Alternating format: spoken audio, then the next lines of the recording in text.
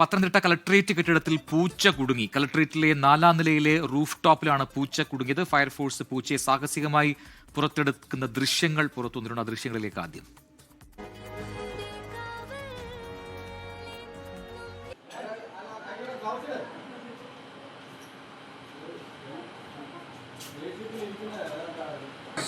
ഷിജോ കുര്യനാണ് പത്തനംതിട്ടയിൽ നിന്നും വിവരങ്ങളുമായി ചേരുന്നത്. ഷിജോ, എങ്ങനെയാണ് ഈ പൂച്ച ഈ രീതിയിൽ കുടുങ്ങിപ്പോയത് അവിടെ?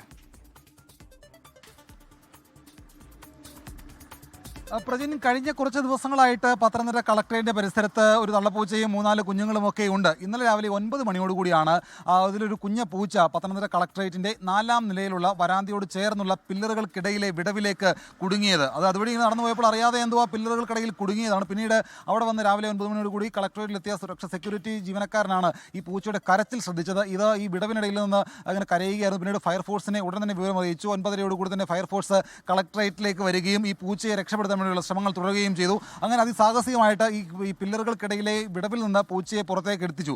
ഈ പൂച്ചയെ പുറത്തേക്ക് എത്തിച്ചതിന് പിന്നാലെ ആ മേളിൽ തന്നെയുള്ള റൂഫിന്റെ സ്ലാബിലൂടെ പൂച്ച അവിടുന്ന് കൂടി രക്ഷപ്പെടാൻ ഒരു ശ്രമം നടത്തി. പിന്നീട് പൂച്ചയ്ക്ക് അങ്ങോട്ടും ഇങ്ങോട്ടും പോകാൻ കഴിയില്ല. അവിടുന്ന് ചാടിയാൽ താഴേക്ക് 4ാം നിലയിൽ നിന്ന് താഴേക്ക് വീഴും. എന്തായാലും അവിടുന്ന് ഇങ്ങോട്ടും പോകാൻ കഴിയാത്തൊരു സാഹചര്യം വന്നതോടുകൂടി ഫയർഫോഴ്സ് ഉദ്യോഗസ്ഥൻ അവിടുന്ന് ഈ പറയുന്ന റോപ്പ് ഉപയോഗിച്ചുകൊണ്ട് ഈ പൂച്ചയെ പിടിച്ചുകൊണ്ട് പിന്നീട് പുറത്തേക്ക് കൊണ്ടുവരികയാണ് ചെയ്തത്. എന്തായാലും രസകരമായ ഒരു കൗതുകമുള്ളൊരു കാഴ്ച തന്നെയാണ്. പിന്നീട് ഈ പൂച്ചയെ അവിടുന്ന് താഴേക്ക് ഇറക്കി കൊണ്ടുവന്ന് തള്ളപ്പൂച്ചയ്ക്കൊപ്പം വിട്ടു.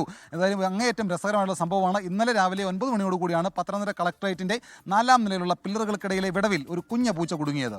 പൂച്ചക്കുഞ്ഞിനെ പുറത്തെടുത്തു. അതിപ്പോൾ ആ തള്ളപ്പൂച്ചയ്ക്കൊപ്പം ഉണ്ട്. അതിനെ കടിച്ചു കൊണ്ടുപോകുന്ന ദൃശ്യങ്ങളൊക്കെ നമ്മൾ ഇപ്പോൾ പ്രേക്ഷകർ കണ്ടു കഴിഞ്ഞു.